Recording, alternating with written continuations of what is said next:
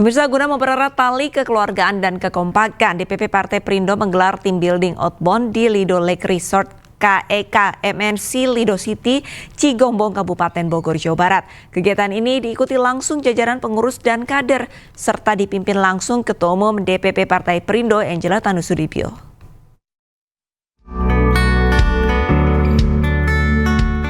Suasana riang dan penuh semangat memenuhi area kegiatan outbound DPP Partai Perindo di Lido Lake Resort KEK MNC Lido City, Cigombong, Kabupaten Bogor. Tak hanya menikmati kebersamaan, ratusan kader yang berpartisipasi turut aktif mengikuti berbagai kegiatan yang mengasah keterampilan dan semangat dalam bekerja sama. Ketua Umum DPP Partai Perindo Angela Tanusudibyo juga turut serta dalam kegiatan ini untuk memberikan semangat dan menunjukkan kekompakan saat bermain games bersama para kader. Tak ketinggalan keseruan juga terlihat saat menguji keberanian menaiki perahu rakit tradisional yang terbuat dari bambu dan ban. Menurut saya ini sangat dibutuhkan, apalagi kita mau mulai mentransformasi partai dengan kerjasama kolektif yang lebih baik gitu. Dan tim building ini sebenarnya adalah wujud dari Mbak Ketum kita sendiri yang mau turun tangan ke teman-teman di dalam partai politik, dan juga teman-teman semua yang ada di sini punya perannya masing-masing. Kita berkomitmen harus satu hati, satu kata, kita harus kompak supaya kedepannya ini menjadi basis yang sangat baik sekali untuk kita bisa bekerja sama sebagai tim untuk memajukan Partai Perindo tentunya, dan pada akhirnya bisa turut mendukung program pemerintah dan seluruh kebijakan yang pemerintah lakukan dalam pemerintahan Pak Prabowo dan Pak Gibran tentunya. Outbound bertema IAAT-IATQ atau satu hati satu kata ini diharapkan akan memperkuat komitmen dalam tubuh partai berlambang Raja Wali mengembangkan sayap ini, sekaligus menambah kesolidan bagi para pengurus dan seluruh kader Partai Perindo di seluruh Indonesia. Dari Kabupaten Bogor, Jawa Barat, Anissa Septiarani, Eri Nugraha, iNews melaporkan. Pemirsa, Ikatan Alumni Institut Teknologi Bandung dan Universitas Kristen Indonesia menggelar seminar terkait pemberantasan korupsi. Sejumlah pasal Undang-Undang Tipikor menjadi sorotan lantaran dinilai tidak efektif memberantas korupsi.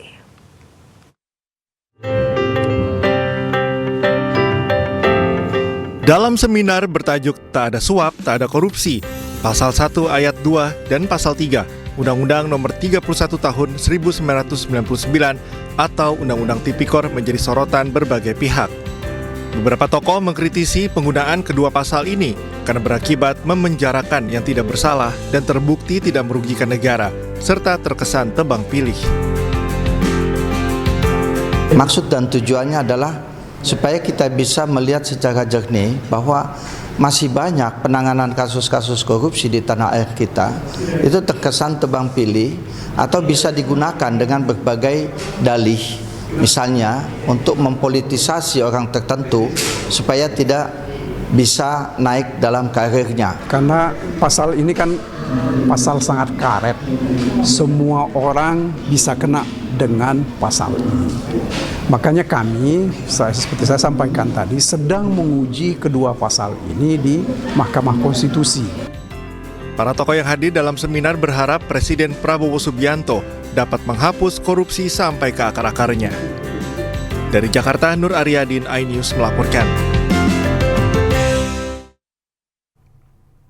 Ribuan generasi muda memeriahkan acara bertajuk Next Gen Fest 2024 di Jakarta. Ajang yang bertujuan menginspirasi dan membangkitkan semangat kewirausahaan kepada Gen Z dan milenial.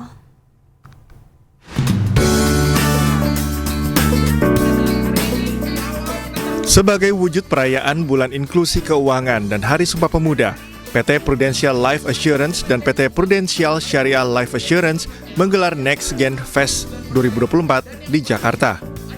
Ribuan generasi muda yang hadir mendapatkan literasi keuangan guna menciptakan calon wirausaha yang tangguh secara mental dan finansial yang berkah.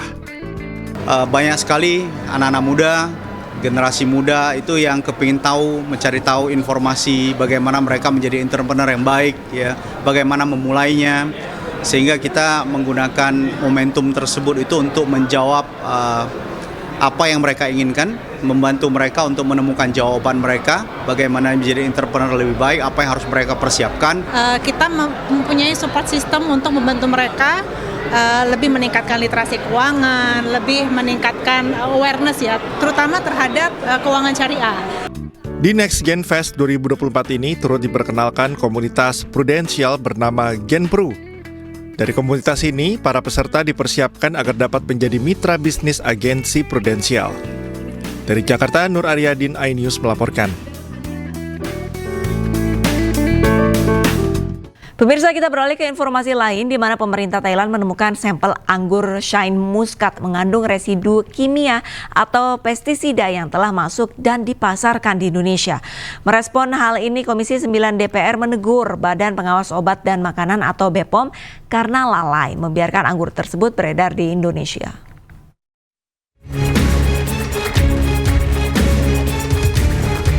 Anggur Shine Muscat menuai perhatian masyarakat usai pemerintah Thailand menemukan residu zat kimia berbahaya dari anggur tersebut. Anggur impor ini telah beredar di pasar Indonesia. Anggota Komisi 9 DPR RI menegur Badan Pengawas Obat dan Makanan atau BPOM yang dinilai lalai membiarkan anggur Shine Muscat beredar di Indonesia. Meski demikian, BPOM menyebut belum ada temuan atau laporan terkait temuan residu zat kimia pada anggur Shine Muscat di pasar Indonesia. BPOM pun segera melakukan koordinasi dengan Badan Karantina Kementerian Pertanian. Kalau saya menyarankan BPOM turun bersama-sama dengan pihak karantina imigrasi, ya turun cek kalau benar anggur ini berbahaya ya tarik, buang, musnahkan, nggak boleh diedarkan. Itu jalan satu-satunya. Kalau nggak, ya saya kira sama aja mereka membahayakan rakyat Indonesia. Anggur ini seharusnya kan hubungannya dengan Kementerian Pertanian. Kami bertindak kalau memang sudah masuk ke pasar Indonesia, tetapi kami akan berkoordinasi secara ketat dengan badan karantina. Jenis residu pestisida jika dikonsumsi masyarakat dapat meningkatkan resiko penyakit, mulai dari kanker, kerusakan hati, dan berbagai penyakit lainnya. Dari Jakarta, Abdul Aziz, Nadifa, iNews melaporkan. Pemirsa, kegiatan Global Harmony yang digelar Kementerian Media dan Otoritas Hiburan Umum Arab Saudi menjadi ajang diaspora Indonesia di Riyadh berkumpul dan juga melepas kerinduan. Beragam cerita menarik dibagikan para diaspora Indonesia yang telah tinggal dan mengadu nasib di Jazirah Arab selama puluhan tahun.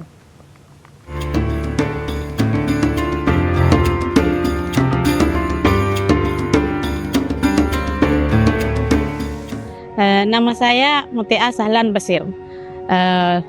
Kerja di Riyadh, di Swedi, nggak seperti di Riyadh. Di sana cuman 3 bulan, nggak betah karena tidak seperti di Riyadh.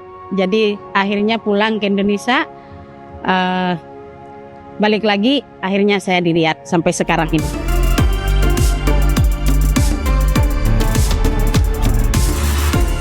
Makanan Saudi yang paling saya suka, jadi girsaan kapsah itu yang suka, yang setiap hari dimasak sama marek. Kalau musim dingin, marasi. Nama saya Hendra, kerja di Arab Saudi udah 20 tahun. Pertama saya kerja di perumahan selama 3 tahun.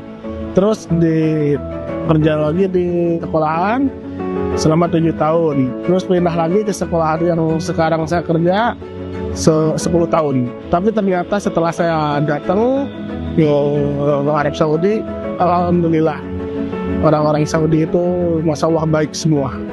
Makanan yang saya paling suka nomor 1 kapsah. Kehidupan saya di Saudi alhamdulillah baik gitu. Jadi hampir sama lah kehidupan saya di Indonesia sama di Saudi. Ya, saya belajar bahasa Arab di Saudi. Sebelumnya saya nggak bisa bahasa Arab. Nama saya Yara dari Indonesia. Saya di sini hidup bersama keluarga, saudara, sama suami juga. Saya di sini udah 20 tahun juga, bareng sama keluarga juga di sini. Di Saudi ini Masya Allah, bikin nyaman, bikin tenang, dan betah juga di sini. Pertama masuk ke Saudi, kita penasaran pengen yang diutamakan pasti pengen ke Mekah gitu kan. Kesana juga saya sama suami sama keluarga juga ke Mekah, ngambil umroh. Alhamdulillah selama ini kita di Saudi nyaman.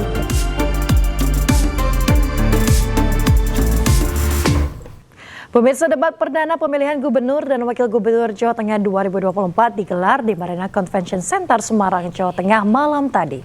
Calon gubernur nomor urut 1 Andika Perkasa memberikan strategi agar permasalahan layanan publik dapat diredam. Sementara calon gubernur nomor urut 2 Ahmad Lutfi menawarkan berbagai program kepada warga Jawa Tengah termasuk dukungan makan siang bergizi gratis.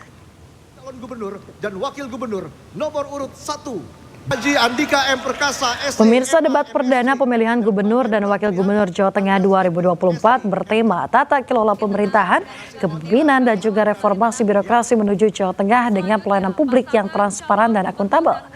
Pada debat yang dimulai pukul 19 waktu Indonesia Barat ini, calon gubernur nomor urut 1 Andika Perkasa memberikan solusi mengenai permasalahan layanan publik, yakni salah satunya dengan meningkatkan penilaian integritas oleh Komisi Pemberantasan Korupsi. Andika memastikan bahwa peningkatan layanan harus dilakukan mulai dari tingkat desa hingga provinsi. Sementara calon gubernur nomor urut 2 Ahmad Lutfi menyoroti peningkatan infrastruktur air bersih, pengelolaan sanitasi melalui program jambanisasi, hingga menyediakan makan siang gratis bagi warga Jawa Tengah. Dan diperlihatkan kepada hadirin dan juga kamera. Indeks pelayanan publik Jawa Tengah secara umum memang bisa dikatakan tidak terlalu menggembirakan. Karena memang salah satunya adalah penurunan penilaian integritas dari KPK, juga penurunan efisiensi perekonomian, dan juga salah satunya adalah turunnya indeks demokrasi di Jawa Tengah. Apabila saya terpilih sebagai gubernur Jawa Tengah, maka yang jelas kita harus meningkatkan tadi penilaian integritas oleh KPK.